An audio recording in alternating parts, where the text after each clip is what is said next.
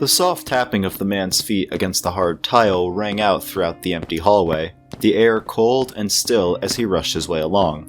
The barren concrete walls rushed past him on either side, only broken by the occasional steel door. Yet he barely noticed. His mind was racing with anticipation and anxiety for what he was about to do. Not only for his own career, but for the fate of humanity as a whole. The flickering of the fluorescent lights overhead didn't help. Every now and then a face would pass through the corner of his eye, someone with their own responsibilities weighing on their minds, misguidedly believing that their situations were somehow comparable to his. They were wrong, of course. In his hands he held various folders containing everything that he had been stressing over for months now, all the reports and proposals that he had been combing over religiously, and a few of his own. He clutched them tight to his chest as his eyes darted between the doors to his right, dread filling him more and more with each number he read, beads of sweat sliding down his face with every step. He had quadruple checked his work. He knew he was right beyond a shadow of a doubt.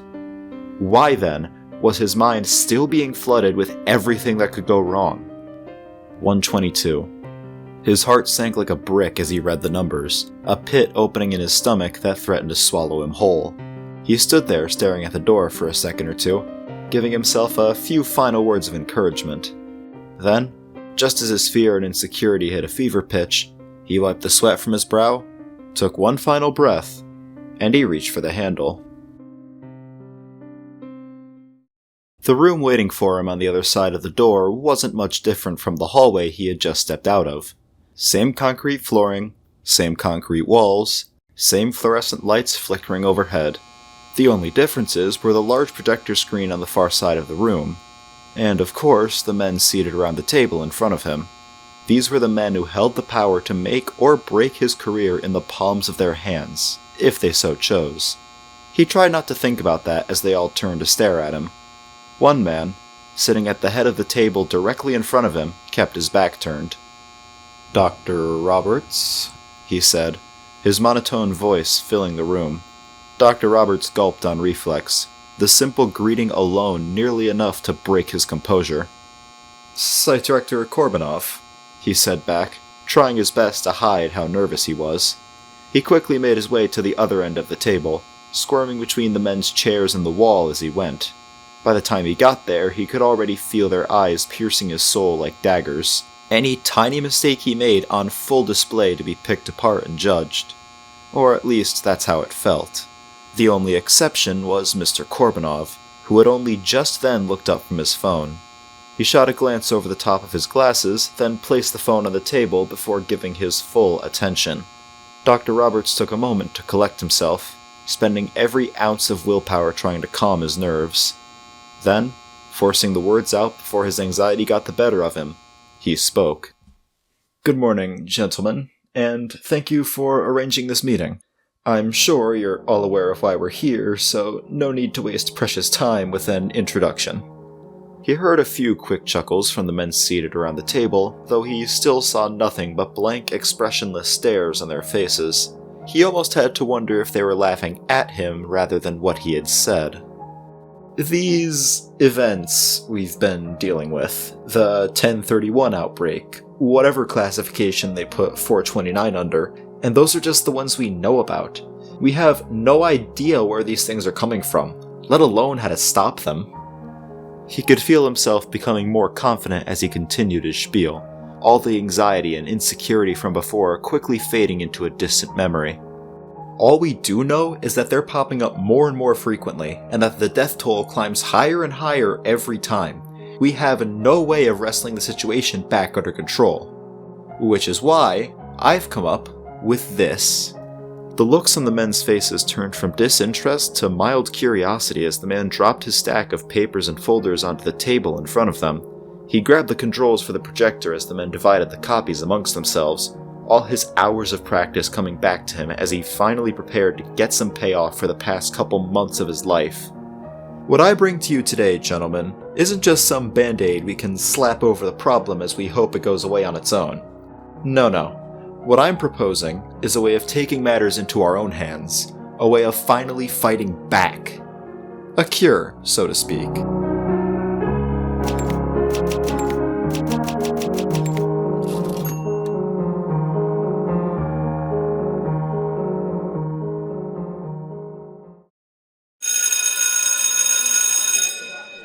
There's no shot you think you're winning tomorrow. I don't know, I think I've got a pretty fair chance. Quick kick to the back of the knees before you start. Oh yeah, I'm sure. Not like I'd be halfway down the track before you could even try. You know, it's a miracle you can even fit through doors with an ego that fat. That last remark was met by a quick elbow to the hip, nearly the instant the last syllable left Luke's mouth. The sheer surprise of it nearly sent him into a nearby locker, though it didn't take him long to catch himself. Lily giggled to herself as she kept walking down the hall, her friend hitting her with a clearly exaggerated look of betrayal the moment he caught back up. Ow! Oh, I can't believe this! Assaulted, and by my own best friend no less! Luke raised a hand to his forehead, pulling the classic damsel in distress pose to sell the bit. Oh yeah, regular abuse victim over here. You gonna report me or something? Lily snapped back, eyes rolling so hard they almost popped out of their sockets. Maybe I should.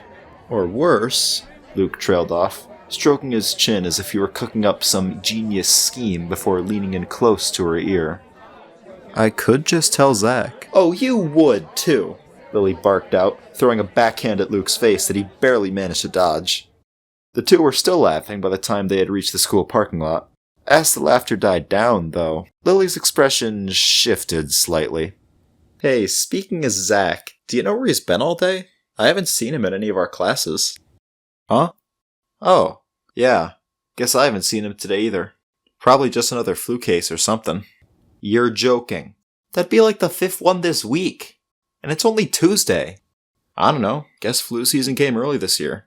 I'm pretty sure like half our grade is MIA at this point. And that doesn't concern you at all. In that moment, Luke stopped dead in his tracks, the biggest shit-eating grin spreading across his face. He tried his best to strike some cool-looking pose, making a complete ass out of himself in the process. Nah, I'd stay uninfected, he said, barely able to hold off laughing at his own joke. Lily, on the other hand, kept walking until she reached her car. She turned back to face him, disappointment practically radiating as she reached for the door handle. I should run you over for that. Yeah, you have a good one too, Lil, Luke shouted back, grin still visible as he hopped into his own car. Lily was still unamused by that poor attempt at a joke as she was driving home, though she did feel the corners of her mouth being tugged into a smile as she sped down the road. A sense of calm washed over her as she felt the cool wind from the open window brush past her face, arguably her favorite part of the drive. That, and the endless sea of trees that lined either side of the road, a maze of wood and leaves that stretched high enough to block out the sky. Overhead, there was just enough of a gap between the treetops that she could see the clouds rolling in, darkening the sky as if it were about to rain. Even better, she thought to herself, rainy, overcast days were always her favorite. The scenery alone was easily enough of a reason to take this route, even if it was, quite literally, the least efficient possible. That part didn't matter. Zoning out and mindlessly driving after a long day of classes was one of Lily's favorite feelings in the world. She thought about that as she saw the figures slowly growing in her peripheries, barely even noticeable at first, just another small speck of something or other in the corner of her vision.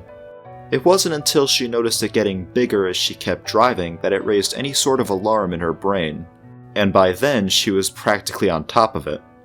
Oh shit, she spat out, nearly shooting off the other side of the road as she swerved out of the way, trying desperately to avoid what she now realized was a person.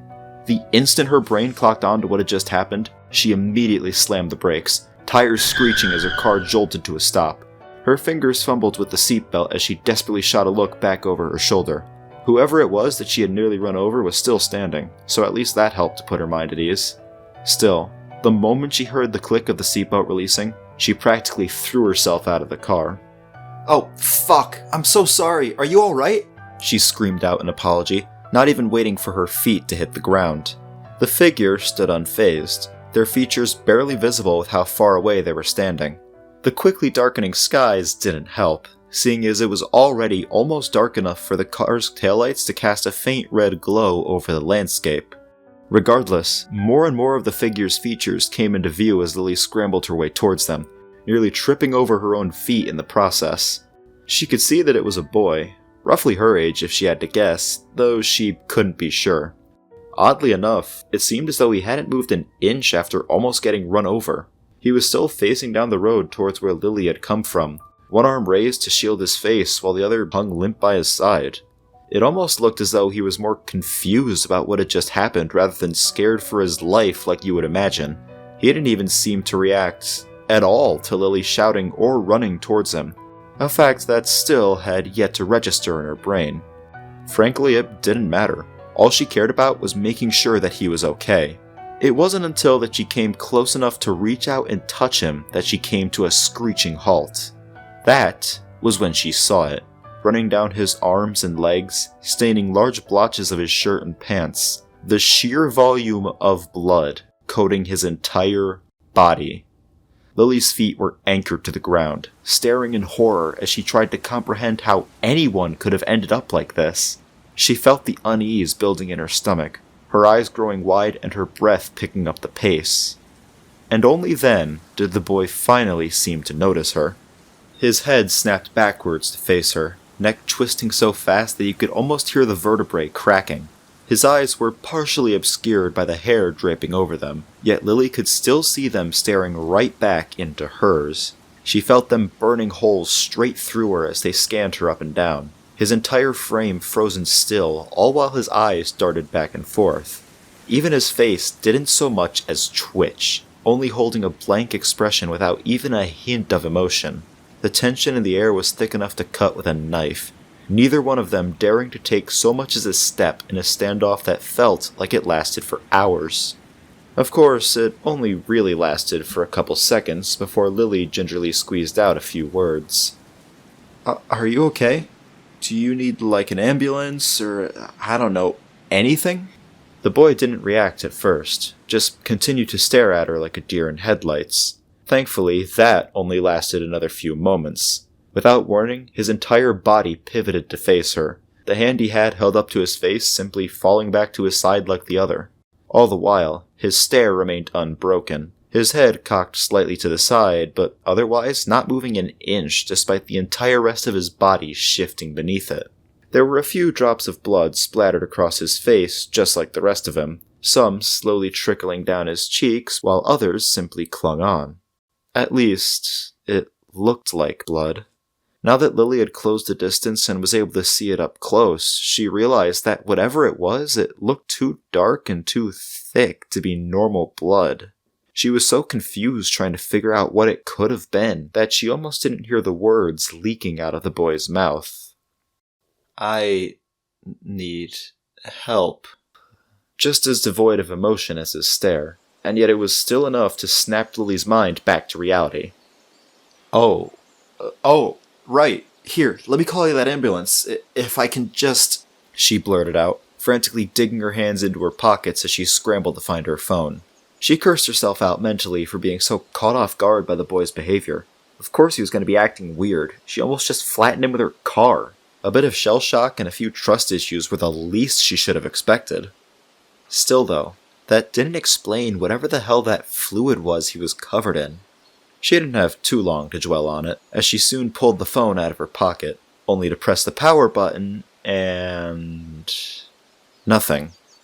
She smacked her palm against her forehead, letting out a groan of disappointment. Oh, I forgot to charge it again last night, didn't I? The boy slowly cocked his head to the other side as Lily cursed herself out yet again, this time for always forgetting the basics. It didn't help that she had no idea where the nearest hospital was either.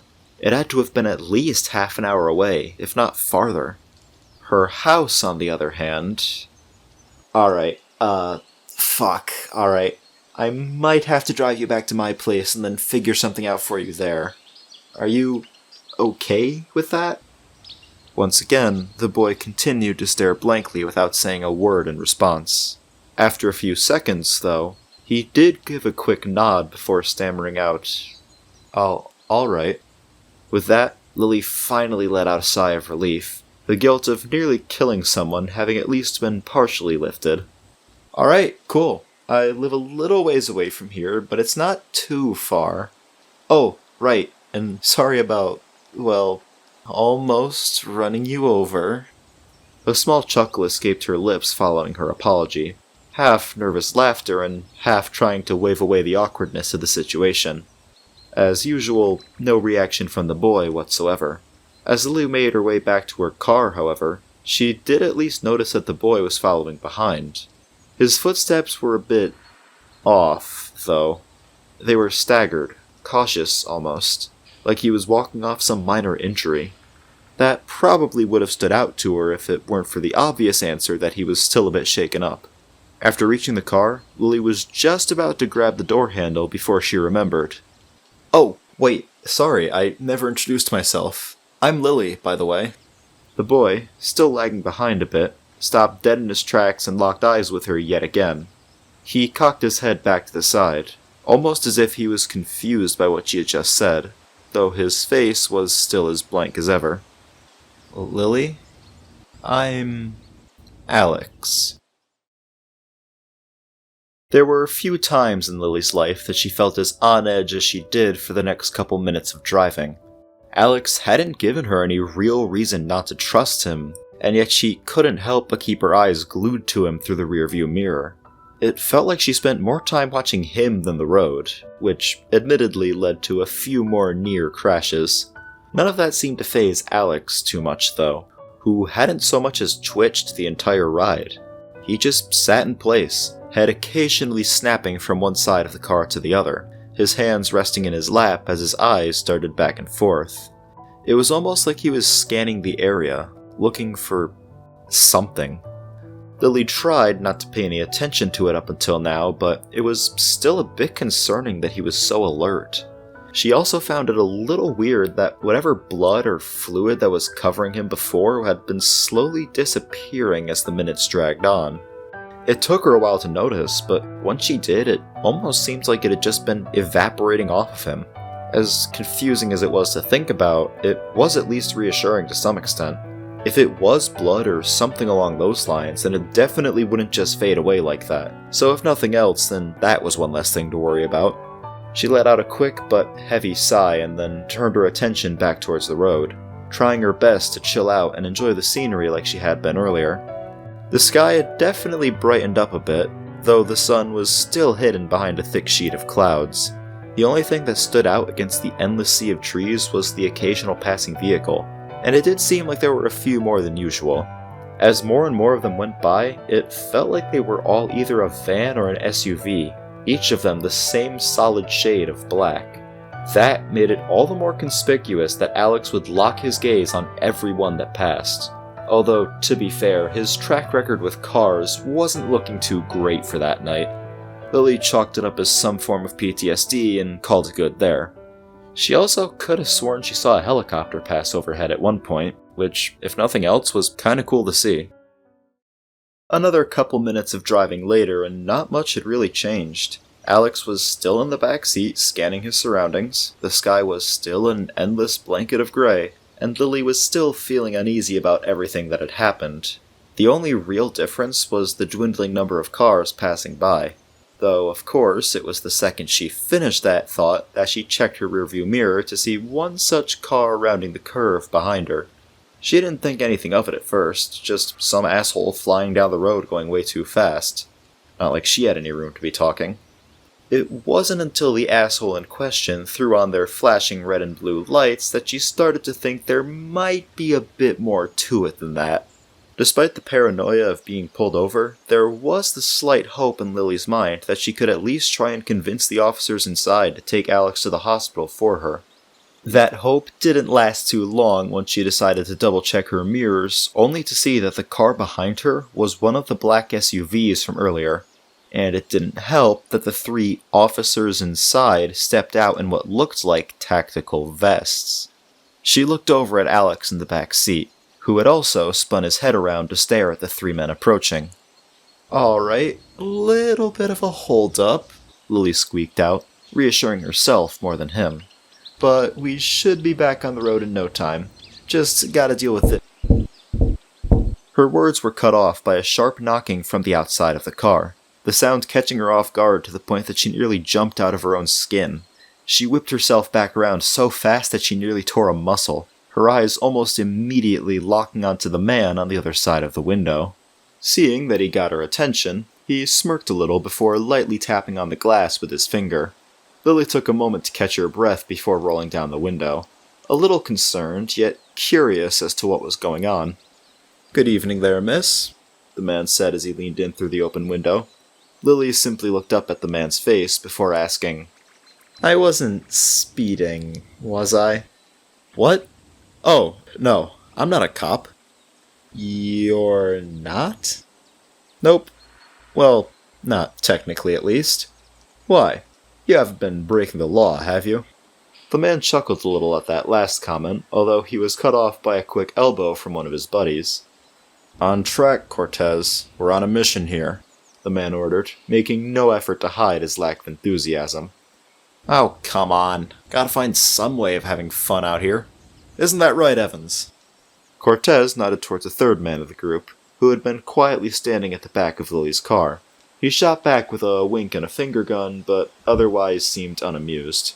Cortez either didn't notice or didn't care, his smirk unwavering as he leaned back down into the window. "You'll have to forgive Mr. John Hardass over here." "It's Johnson?"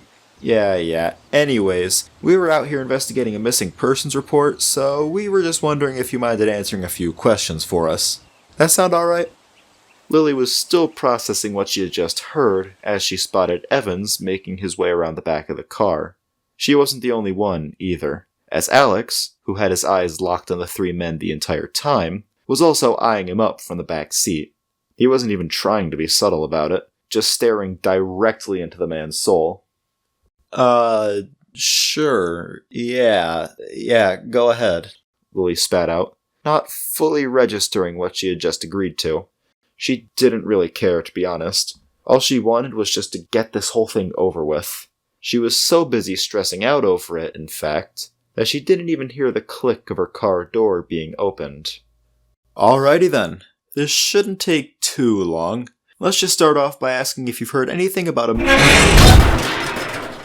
His words were cut off by the sound of metal being torn from metal, which then quickly gave way to the sound of a struggle. Everyone snapped their heads to the back seat of Lily's car, only to find it completely empty. The door ripped clean off its hinges.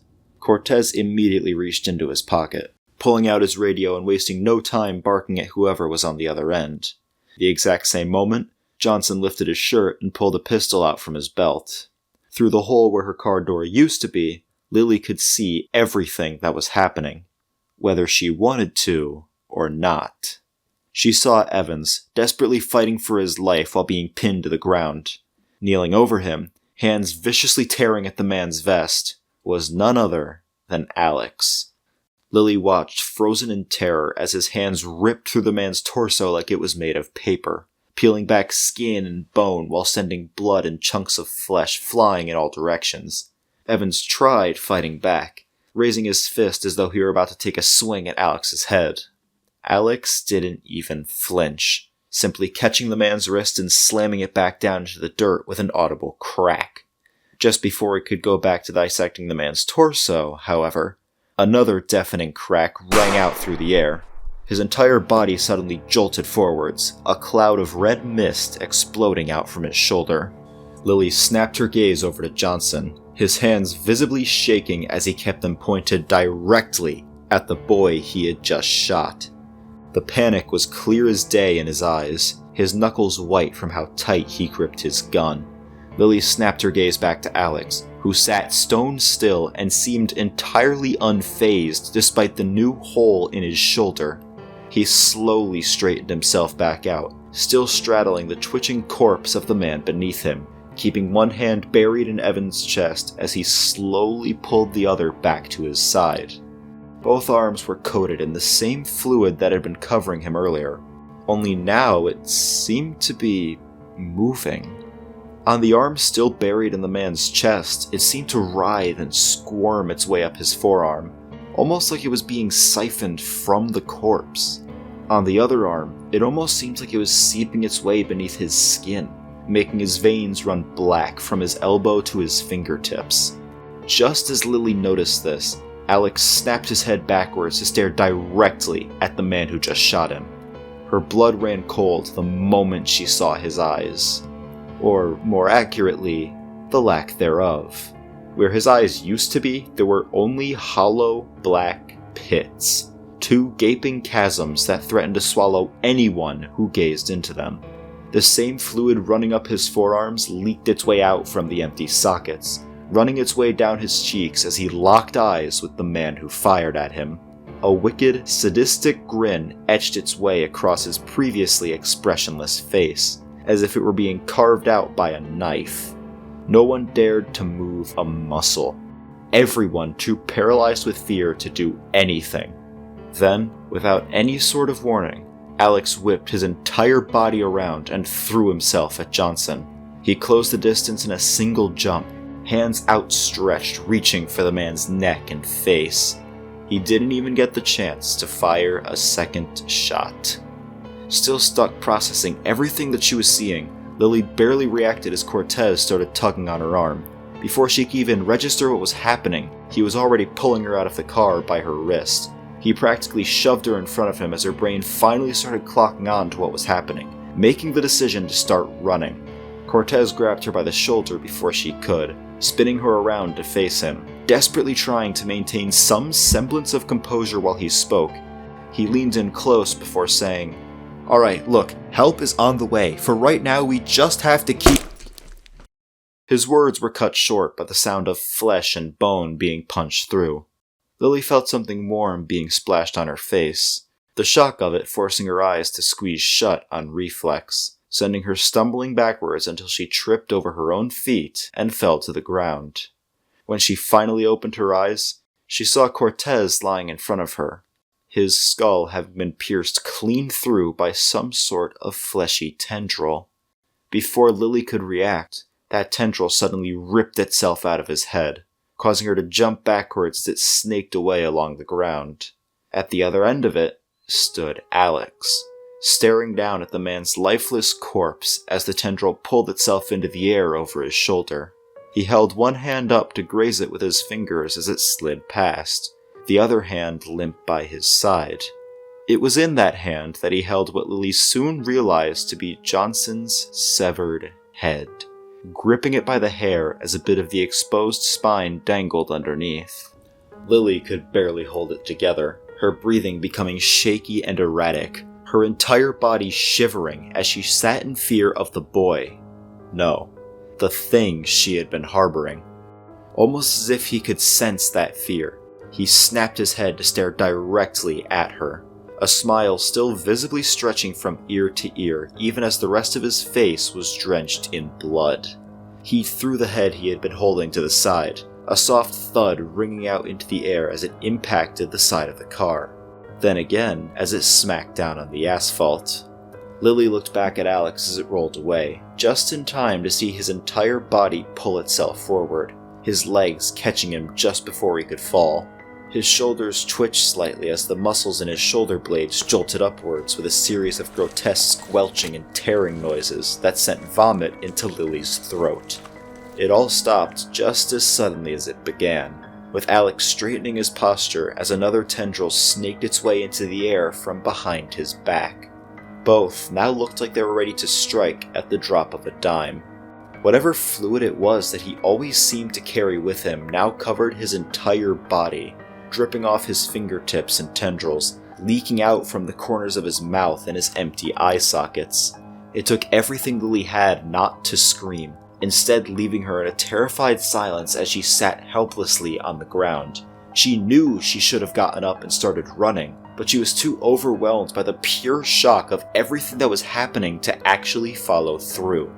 As Alex's eyes locked onto hers and she gazed back into the bottomless pits of pure darkness, she could have sworn that she saw some sort of faint white glow flickering deep within.